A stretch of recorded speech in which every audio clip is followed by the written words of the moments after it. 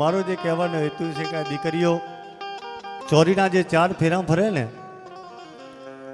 એમાં પહેલો ફેરો ધર્મ, બીજો અર્થ, કામ અને મોક્ષના મારા દેશની દીકરી 4 ફેરા ફરે ને એમાં 3 ફેરામાં પુરુષ આગળ હોય છે અને ચોથા ફેરામાં મારા દેશની દીકરી આગળ થાય છે. મારા દેશની દીકરી એના પતિને કહેતી હોય કોઈ પણ ધર્મનું કામ હોય ને એમાં પણ તમે આગળ રહ્યો, તમારી પાછળ હું છું. અર્થ એટલે રૂપિયાનું કામ હોય એમાં પણ તમે આગળ રહ્યો, તમારી પાછળ હું છું. કામ એટલે દીકરાને જન્મ હું આલું એમાંય પણ તમે આગળ રહેજો. અને ચોથો ફેરો આવે મોક્ષનો. અને ત્યારે મારા ભારતની ઢીંગલી જેવી દીકરી એના જેને કોઈ પતિને કહેતી હોય કે હવે તમે પાછળ આવતા રહ્યો. કેમ કે તમારી પહેલા હું મરું અને સ્વર્ગમાં જાઉં.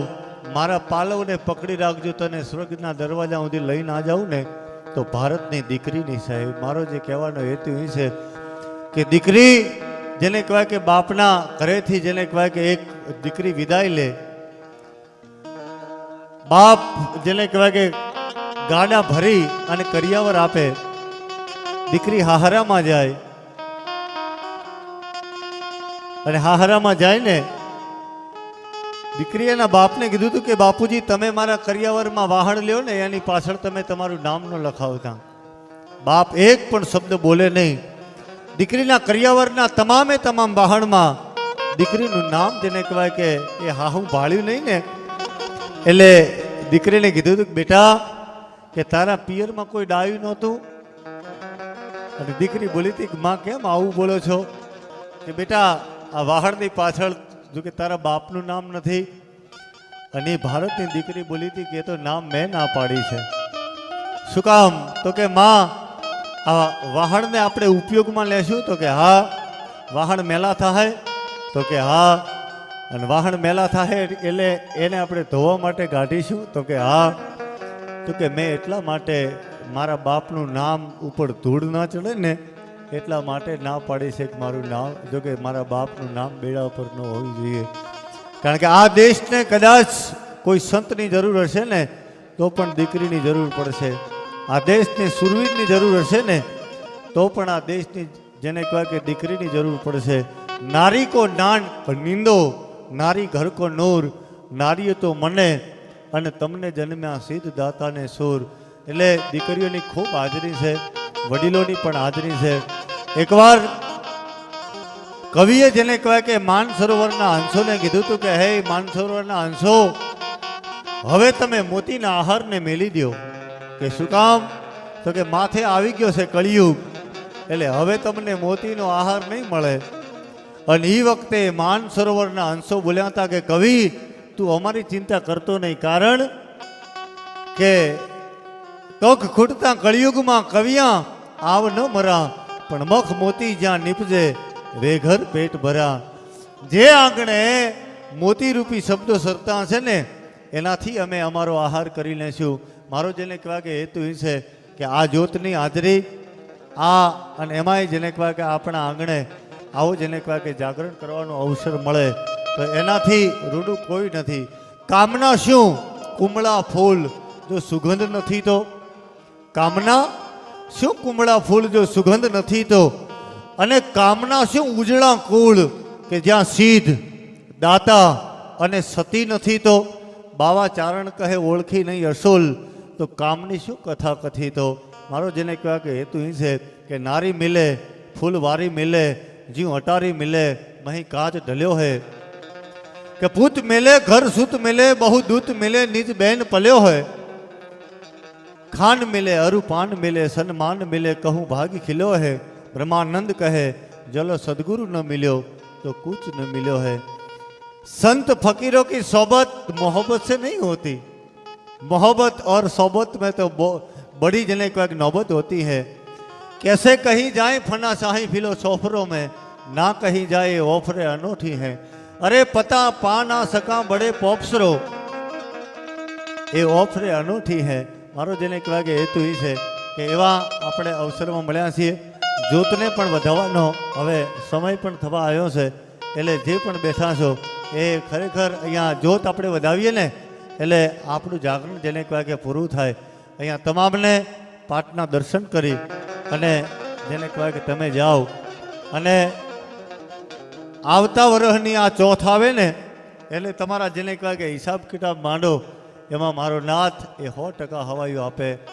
આજના અવસરે વિક્રમભાઈના જો કે કારણે મને બધાના દર્શનનો લાભ મળ્યો.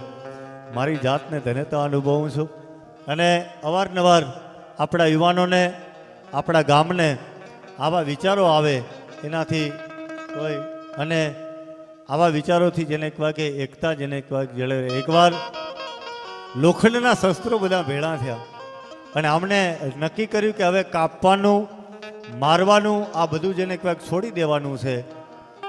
અને પછી તો કે કરવાનું હું, એમાં ઘણને પ્રમુખ બનાવ્યો.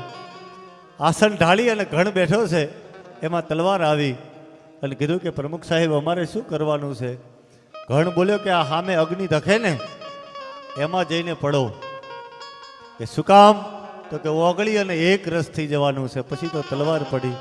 બરસી આવી કે બોલો અમારે શું કરવાનું છે? કે આ અગ્નિ ધકે ને એમાં પડો, આપણે ઓગળી અને એક રસ થઈ જવાનું છે. કાપવાનું મારવાનું તોડવાનું આ બધું જેને ક્યાંક છોડી દેવાનું છે. લોખંડના એક પછી એક જેને ક્યાંક શસ્ત્રો આવતા જાય, ઘણ નાખતો જાય, એમાં એક નાનકડી કાતર આવી અને કાતર બોલી કે પ્રમુખ સાહેબ હું તો નહીં પડું. કે શું કામ? કે તમે તો બધા કાપી કાપીને નોખા કરો છો. એ જો કે વાત સાચી છે, પણ હું તો જેને કહે કે બીજી નાતને કાપું છું. એટલે પ્રમુખ બોલ્યો કે કાપો તો છો ને, આપણે કાપવાનું છોડ દેવાનું છે. એક નાનકડી હોય આવી અને હોય બોલી કે પ્રમુખ સાહેબ હું તો નહીં જ પડું. કે શું કામ? કે તમે તો બધા કાપી કાપી નોખા કરો છો, હું તો જે નોખા છે ને એને ભેળા કરું છું, હાંધું છું. અને એ વખતે ઘણ બોલ્યો તો પ્રમુખ બોલ્યા હતા કે ભેળા કરવાનો તારો વેમ છે. કે કેમ? કે તું તો કાણા પાડો છો. અને એ વખતે હોયને પણ નાખી દીધી. આ બધાએ ઓગળી અને એક રસ થઈ ગયા ને એનો એક બરાબર જબરજસ્ત જેને સ્તંભ બન્યો હતો. અને આ સ્તંભ ક્યારે કામ આવ્યો હતો? કે જે વખતે આ પૃથ્વી પર હરણાકશ જેને કહેવાય કે જન્મ ધારણ કરે અને પૃથ્વી એકરાર કરી અને મારા નાથને કહેતી હતી કે હે મારા નાથ, આ પાપીઓના પાપનો ભાર હવે સહન થતો નથી, હવે અવતાર ધારણ કરીને. અને જેને કહેવાય કે હરણાકંશ બોલ્યો હતો કે ક્યાં છે તારો નાથ? અને એ વખતે પ્રહલાદ બોલ્યા હતા કે અણુ કે પરમાણુ તેનાથી પર નથી, ત્યાં મારો પરમાત્મા છે. હરણાકંશ બોલ્યા કે આ જે તાંફલો ધખે એમાં તને દેખાય છે? અને એ વખતે પ્રહલાદ બોલ્યા હતા કે મને તો એમાં દેખાય છે. કે બધ ભરી લ્યો. આમ કરીને આમ જેને કહેવાય કે બળતા સ્તંભને બાથ ભરાવીને અને ત્યાંથી એ બળતા સ્તંભમાંથી ભગવાન નરસિંહ જેને કહેવાય કે પ્રગટ થયા હતા. મારો જે કહેવાનો હેતુ એ છે કે એકતા એ તો પરમાત્માને પ્રગટ કરી શકે. આખું ગામ એક થઈ અને આવા રૂડા અવસરો ઉજવે અને આવા ને આવા જો કે અવસરો આપણા ગામમાં ઉજવાય.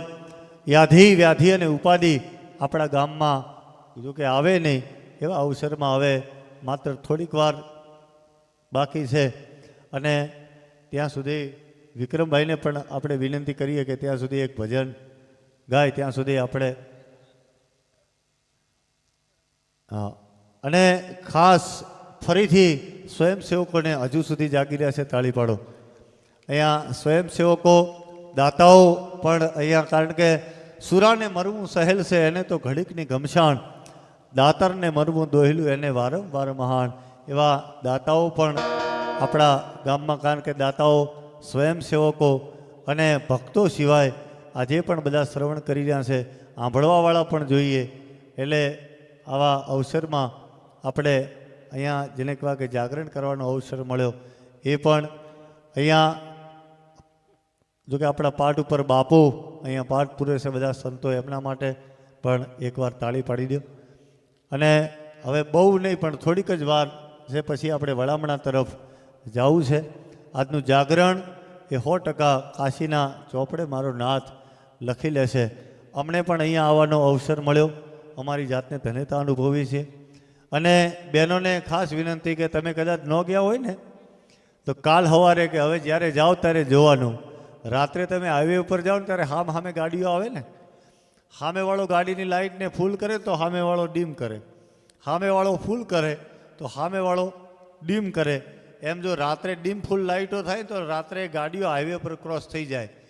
પણ જો બંને ફૂલે ફૂલ આવે તો શું થાય? એક્સિડન્ટ થાય ને. એ બહેનોને વિનંતી કે એક તો નક્કી કરજો કે હવે પછી જો હાહુ ફૂલ થઈ જાય ને તો વહુને ડીમ થઈ જવાનું, અને જો વહુ ફૂલ થઈ જાય તો હાહુને ડીમ થઈ જવાનું. ડીમ ફૂલ થઈ જાઓ ને તો આપણા ઘરનો ડ્રાઈવર બચી જાય. અને મારો જેને કહેવાય કે હેતુ એ છે એટલે બહેનોની પણ હાજરી છે આજ, એટલે બહુ ખૂબ આનંદનો પ્રસંગ.